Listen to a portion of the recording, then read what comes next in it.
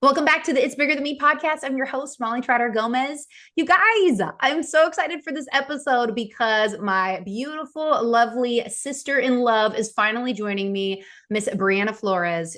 I have been waiting for this moment for quite some time. I was like, this woman and I, we get to talk all the time. We get to go on hikes. We get to have good, deep conversation. And there's been many moments, B, where I'm like, why have you been on the podcast? Like, this is crazy to me. Well, she is, I mean, a woman of many talents. My gosh, I'm going to let her share just whatever she wants to share about herself, a little bio here in just a minute. But she is finally stepping into an arena that she has complete anointing in when it comes to speaking into relationships, marriage, biblical truth. And she just, I mean, lovingly will just give it to you and in the best way possible because God has just anointed her with so much that she's walked through. And I can't wait for her to share her story and for us to just dive in to just biblical marriage truth and even talking about roles and so much more that I'm sure is going to be in store here today as we record this. So, Brianna, thank you so much for coming on the show. And please share a little bit more about yourself. So, obviously, I know you, but maybe the people at home know. Yes. Well, thank you, Molly. I'm so happy to be here, and you're a wonderful sister-in-law. So we've had some amazing conversations. So I'm excited we finally get to do this. But yeah, I love to help women in marriage and relationships, and God really took me on a journey to get to that point.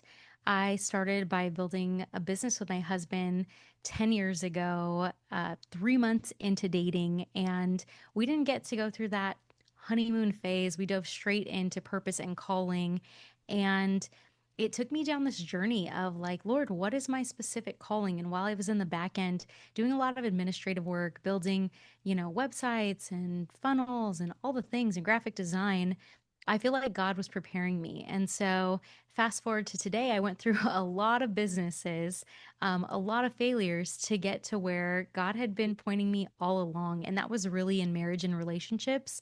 And so, my husband and I, we had to overcome a lot through that 10 years of building businesses together and just doing life. And God started to bring women that needed counseling, coaching, and marriage. And since we had gone through a lot of difficulty in our marriage, God always made a way. He brought books, He brought people, He brought things to teach me, to equip us to break off wounds and habits and to bring more biblical truth to our marriage.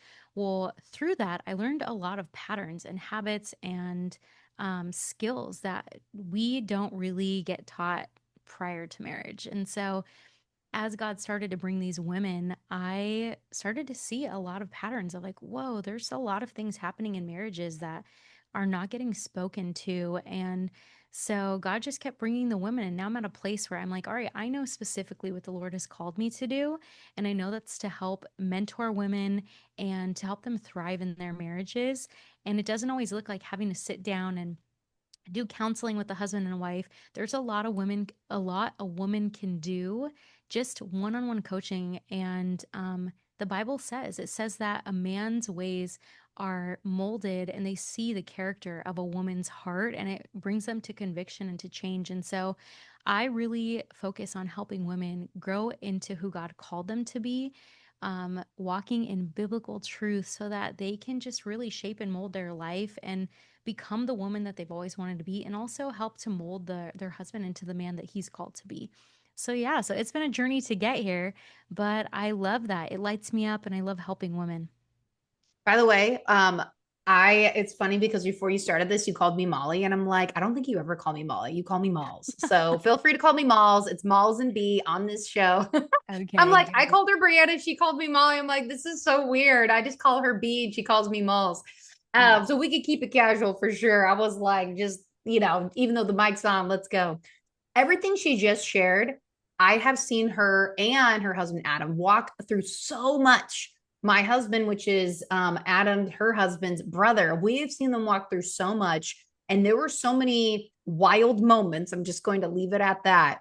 But you too have so much fight and you just kept digging deeper. You kept digging deeper. You kept digging deeper. And I don't know if there's anything that you'd like to share of just any of those hard moments because there were some very rocky moments where I'm sure there was things where I don't know, Lord, like, where are we going with this? And so I always kind of love to bring in even though you can speak because you've overcome now, what were those moments in the midst of that way you were learning and it was the hardest? Because I am sure there are going to be people that are watching or listening that are in some of those right now and they need that glimmer of hope. Yeah, yeah. There was a lot of difficult situations early on. We didn't know if we were going to make it. And I think it's a taboo for a lot of people that are believers, that love the Lord, that are walking in their faith to be able to say, well, we contemplated divorce. And that was the reality is we contemplated divorce for a lot of years, but we knew, and I have a standard of I made a covenant before God to this man, and so that means that I am not like I'm bound to that covenant and I cannot break that covenant. And so if that is the way God designed it, that means he will make a way. There is a way out of this. This difficulty, this trial, this dispute, this, seeing not eye to eye. And I just would lay our marriage down at the foot of God every single time. And I think a lot of times people think that it's a one time thing. Well, I already laid my marriage down at the altar and I gave it to God, but it looks like laying your marriage down and giving it to God 1,000 times, 2,000 times, 3,000 times. And that's what I did every time is we spent, I would say, a 6 year period of our marriage in the beginning in mostly conflict. And I was struggling with a lot of things, struggling to take responsibility and struggling to receive correction. And my husband, on the other hand, he was really struggling to love me. So I was disrespecting him a lot. He was not giving me the love that I need. And that's what the Bible calls us to. It calls husbands to love their wives and wives to respect their husbands. And that's not just a light saying, it's because that's what we as women and men actually need. We view love so importantly, and men view respect so importantly. So, we were actually hurting each other most where while we were also trying to get our points across to each other and it just wasn't working because we weren't giving each other what we need. And I think a lot of that can come from a relationship that's built on your own viewpoint that you grew up with.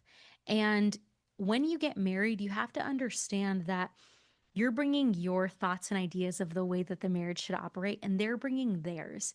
But in reality, we're called to die to our flesh. And that means dying to what you have been yoked to, and him dying to what he has been yoked to, and the two of you becoming yoked together. And that means formulating new ways of doing things. And those are what are rooted in biblical truth. And I would say that that's what saved our marriage is that the fact that we decided we're going to move forward, we're going to keep our marriage rooted in biblical truth because that is really the only way a marriage can survive. And if we're not going to both agree to being willing to allow ourselves to die to the word of God, this isn't going to function the way that God designed it to. And that was what really carried us through is we committed to letting go of our opinions, our thoughts, the way we think things should run and operate and saying, God, I'm going to renew my mind and you're going to teach us what marriage should look like. You're going to teach us what it looks like to be a godly and submissive husband and wife because you guys are both called to submit to one another. And so that took us into learning roles and learning what our roles were in the marriage. And that was just a really huge thing for us. That is so huge. And I can't emphasize enough everything that she's saying. Like she's speaking from quite literally, I don't know, probably not is painful anymore, but past painful experience. Like they're out of the testimony, you're able to speak like this is where we need to go. And you want to be able to hear from people who've overcome the fire. They're on the other side. And so when she says she's gone through these things, like you can probably 100x that because I have seen this woman go through so much and then come out on the other side because they kept fighting. They knew what this was rooted in. They know what it's rooted in, and they know that it's rooted in truth. And I even remember before Johnny and I got married, like I never really heard truth be talked about the way that you talked about it. Like, let's just like put this in like a truth filter or truth circle. Or you said something along these lines, and I'm just like, what is she talking about? Because so easily we could just be like, well, what I think is truth, and that's that, and it at period at the end of the sentence. But instead, let's align, like, does this match the Bible? Does this align with what God says? And so often I found myself back then being like, no, no, no, no, no. I'm just like, oh my gosh, like this is horrible. Like I never even realized how much my flesh was taking over. And so you've really helped shift my paradigm in that. And that was like back in like 2019. Like that was like forever ago, it feels like. And so I love that everything you do, you just go right back to the word, right back to the word, right back to the word. And you have leaned on that, not only for yourself, your marriage, but then other people that you get to lead. And what really like got you going down this like truth spiral, if you will? Was there like a moment? Because it's like not everybody has those revelations until, like me, somebody brings it up. Yeah, so I love that you asked that. Nobody's ever actually asked me that because I am a big talker abouter of like absolute truth. Um, Made up a word there. But actually, I had a professor in the 10th grade. His name was Dr. Cool. That's what we called him. It wasn't his real name. But he had a PhD in biblical theologies and studies. And what he was doing teaching at my high school, I have no idea. So we had Bible class, and he taught me the concept in Bible class. He broke down the theology behind absolute truth, how it was constant, it was unchanging, immovable, like all the different character traits of what absolute truth is. And I didn't know what a seed that deposited in me then at that age, but I remembered that and it stuck with me and I carried it on through all of my life. And it's actually been the number one thing that makes making decisions easy for me, and realizing it's not about my truth, but it's about the truth, which is the word of God. And so I'm so grateful. Mr. Cool, if you're watching this, Dr. Cool, I appreciate you. You changed my life. It's beautiful. It really is because it gets you to stop dead in your tracks. The truth, capital THE, capital true, like capital T's across the Yes. board. Like it is him. And so I had to camp on that just for a second because I know how much it's blessed me, and I hope it blesses somebody else and they have that light bulb moment. But now I kind of want to dovetail because you were saying just a little bit ago talking about roles. And very easily, people can get biblical roles like the man's in charge, he says, and the woman falls in line. And there is a lot of mistruth, misinformation that is out there, or they take the word, they take the Bible, and then they spin it for their benefit, right? So I would love to know your take on it because I know you have done a deep, deep dive. Like I'm talking like ocean floor deep on this one. Yes. So I think roles are really important to talk about. And we have the idea of uh, a lot of people being like, well, the man's the head and he is the head. I 100% stand by that. But then a lot of women think of being submissive as this concept of like, I have no opinion or thought. And so we have a big revolt against that of like, I don't want to be that because of a misconception of what it is. But God actually called us to submit to one another. And so my husband is the 100% head of my home. But we are also called to submit to each other. And that means pulling the gold out of one another. It's a good example to use like a block of marble is that when you have a block of marble, you can't add to it. When you're chiseling to make a sculpture, what you do is you chisel and you break away all the things that are not serving it to make it into the beautiful creation it's called to be. And that's the same in marriage. My role is to sharpen and to edify my husband, and his role is to sharpen and edify me. And that's exactly what we do. But I know that above all, first and foremost, God has called him to lead our home. And with that leadership comes a heavier weight of responsibility than I actually, as a woman, want. He's called to take financial blows. He's called to take blows that in my who I was created to be by God, was not created to take those blows. I am uniquely gifted, and things that God has called me to do, I'm graced for those things in the same way men are graced for what they are called to do. And so I think a lot of people look at roles as like, that's not fair.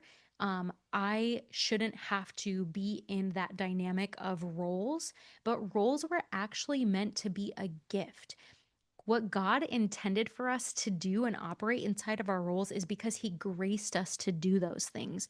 And so I know my husband is called to lead us and called to make hard decisions in financial areas and provide for us and XYZ. And so I have a respect for that because there are certain things I don't want to have to step into, because if I try to step into those roles, I'm not necessarily graced for those roles because it's not God's design. And so Above all, I'm called to honor and respect him. He's called to love me. And so we do what God's word says. And in being obedience to the word of what God says, those roles, there is safety and security and health because that's the way God innately wired our physiology, our mind, our hearts to operate. We were created to operate in those biblical roles the way God called us to. Is He's the head of our home, but we are called to submit to one another. I lead our home. I take care of our baby girl. He's a leader. I'm married to a man that is a leader who runs a business, who leads a lot of people. And I know that marrying leadership comes with cost. So there are other things that I've decided I'm going to take the lead in these other areas in the home. And it's important that you are not necessarily like forced into those roles, but that you as a couple decide, okay, this is what the dynamic of our marriage looks like. And as long as it's alignment with what's biblical, like these roles are healthy, like let's do it this way. And you just have to find what works for you in those roles as long as it's biblically sound. So, yeah. I love it. I love it so much because I know how much conversation has gone into that.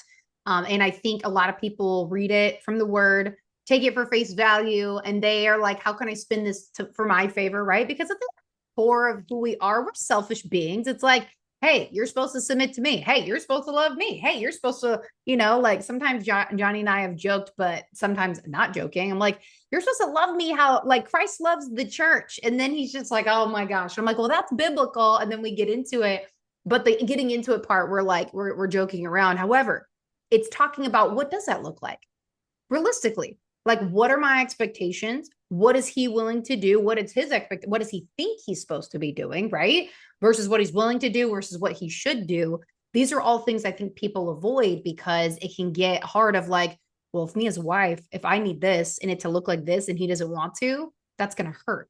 Like, what am I going to do now?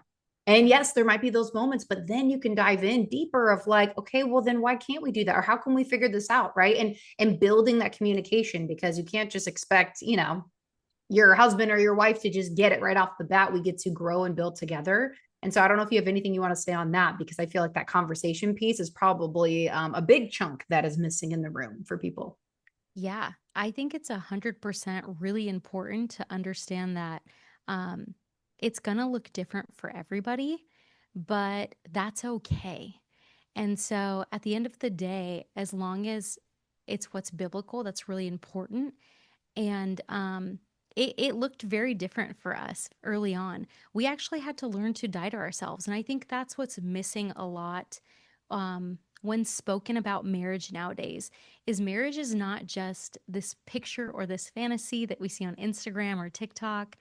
The reality is that it's hard work, and that doesn't make it not a beautiful thing. And so at the end of the day, marriage is calling us to sharpen one another. And I don't know about you, but I've never seen anything be sharpened that isn't a little painful. Mm. Um, Iron sharpens iron, and when you see that friction, it's cutting. And so at the same time, we are called to sharpen one another, and that looks like learning each other and also coming more and more in alignment with the word of God. And so that means there's things that are going to have to die on us. Maybe my husband wants me to serve him in a specific way, and I just don't want to because I'm tired or exhausted, or I don't think that I should do that because that's the way it wasn't done in my home.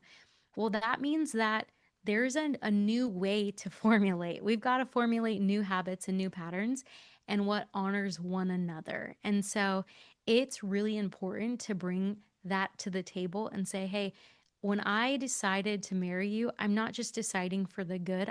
I'm signing up for dying to myself in servitude to you.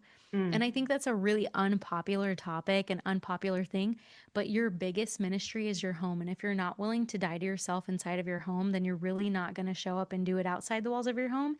And if you do it outside the walls of your home and not inside the walls of your home, then the walls inside of your home are going to start to crumble and you won't be able to continue doing it outside the walls of your home. So it's important to practice what you preach inside the walls of your home. If you're out there serving people and showing up and being a leader, that starts inside of your home.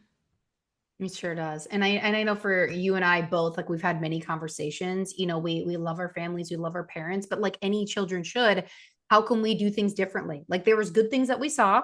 There's things that we didn't like, and we do not want to pick that up and take it. And then we have both had many conversations of how can we do things differently to have different outcomes and just to be able to breed more conversation, transparency, deeper love, connection. That's one thing that I value so much being married into this family is like, oh my gosh, these are like people I would just normally hang out with. And now I'm like legally invited all the time because of the last name. Legally. Even though we have different last names, different dads, it's all good. It is such a beautiful thing watching you walk through that. And for anybody listening, you don't have to be a product of what you came from. You can choose to do something different. But I know Brianna can speak to this, and I'll just say it really briefly. The enemy's going to try to keep his talons, his everything into you as much as possible, the chains on you, because he doesn't want you to break it. He wants you to stay in the same cycle. He wants the same repeated patterns because it's easy for him. Let's not make it easy for him, and it won't be easy for us to break it, but it'll be so freeing. And then the generations after you are going to just be breathing a lot lighter. And I know you guys are doing that for Milana, your beautiful, almost 5 year old.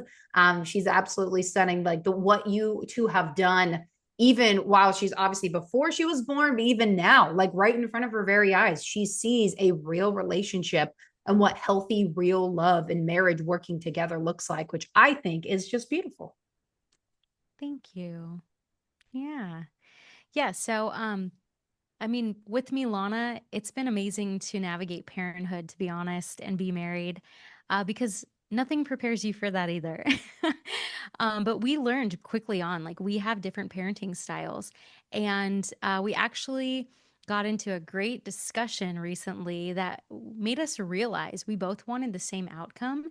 And we were just trying two different approaches. And we actually finally came to a resolution after her being 4 years old of realizing, wow, okay, let's stick to this one strategy because it gives us both the same outcome we're wanting, which is ultimately, for her to know that she's loved, to love the Lord, but also to not take anything for granted and to understand that she's got to have good work ethic. She's got to um, go after what she wants in life. And so, you want a child that's loved, but also willing to work hard and glorify God. And so, it's a journey and parenting, all the things that come with marriage. There's a lot of challenges.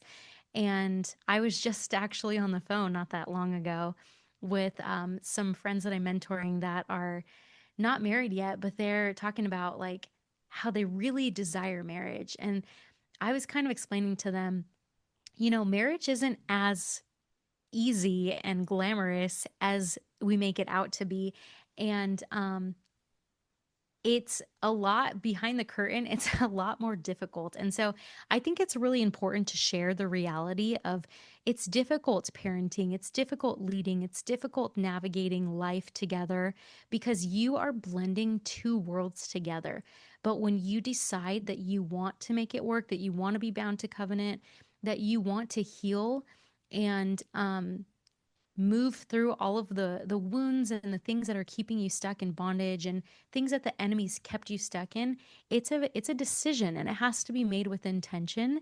And so I think just having those conversations with your spouse about wanting to move forward, break off chains, grow, develop, those are things that have to be very intentional because if not, life is very reactive and we just enjoy the day to day thinking, oh, it's just an argument, we'll get past this. But in reality, at the end of the day, you want to know that you're landing at the same page down the line. And so my husband and I, we actually sit down together every Friday and we have vision meetings. And that was something that was really important for us because there were things that we were not on the same page with. And he kept coming to me saying, why are we not moving forward in X, Y, and Z? And I was telling him, well, I don't really know if I'm clear on the vision for our family and for our life. And it took me a lot of years to actually get the words to say, I need you to give me vision because I was asking for that for a lot of years, but I didn't know how to put it into words. I was just saying it in frustration and overwhelm. And a lot of times when we're communicating, we are using frustration and overwhelm to try to get a point across. And it takes us time and healing and language and emotional intelligence to get the words to actually articulate what we're desiring. And as women, who God created to be led, we need a vision to follow. And so I needed my husband to cast that vision, not for, just for business, but for our family. He is running a business, an organization, and I love that. And I always saw him as a leader, but I realized I need you to cast a vision for our family and our home. Mm, And once I was able to finally articulate those words, it let me know what my role is, what I needed to get done. And us meeting every Friday, it shows us, okay, this is where we're going, this is what we're doing. It doesn't matter if it's family trips, vacations, meal planning for the week. It doesn't have to look like, a business. It can look like the business of your home.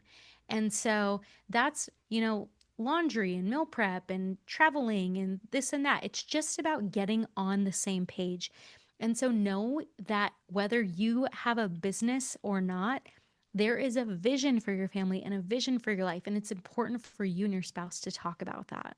I love that. The business of your home. Like there's so many things. It's like there's so many things and there's so much talking that just doesn't happen. So I love that you're so intentional about that. It's not just, hey, we're going into the new year. What's your vision for the year? It's literally like every Friday. I know you guys have non-negotiable date night Fridays to do your thing. And it's time that you need for each other to get on the same page because during the week it can be, all over the place because you're doing many different things between the two of you. But I love that. I think that's such a great takeaway for people to be like, do I have these conversations with my spouse or maybe with the person that I'm dating, being a future spouse? Or do I even have them with myself? If you are single, like have them with yourself because we have this spaghetti noodle brain and we're like slowly picking out the noodles. And it's like, okay, when is this? Like, know which noodle is what and really be able to get clear on what is it that you want. Otherwise, you're going to be, like you mentioned, more reactive than proactive. But my gosh, B, this has been so good and such a long time coming. And I'm so glad that you finally got on the show. You're definitely going to be coming back. That is for certain. But as we're wrapping up, do you have any final thoughts? And then we'll have everything in the show notes, everybody, so you can get connected with her. Because clearly, I mean, come on, what's not to love? Yeah. Well, thank you for having me. Yeah. My final wrap up is do things God's way. Put biblical truth before opinion and go after the calling placed on your life. There is a specific calling God has for you. And when you begin to look at the patterns of where the enemy has tried to attack you and take you down, you will see that he's been trying to silence you because there's a greater calling for you to speak into people's lives. And once you begin to heal those wounds of the ways that the enemy has tried to attack you and use people to do that in your life, you can step into your authority and walk in the calling that God has for you. And I believe every person has that. It's for you, it's now, and you can say yes to it. Just ask God for it, and He's willing to guide you every step of the way. Beautiful. Well, I love you so much, sis. And thank you for coming on and just sharing all your wisdom today. Thank you for having me. Love you, sis. Thank you so much for taking the time to listen to this episode. It means the world to me that you would lean in, listen in, and be able to hear the value that's being shared on this show. Don't forget, if you love this episode, rate the show, leave me a review, be sure to share it with a friend, and don't forget to tag me on social media. I will definitely be giving you a shout out. Also, come say hi, drop in the DMs. I would love to be able to hear what stood out to you the most on the episode and if there's any topics that you would like to hear on the show. We'll see you next time.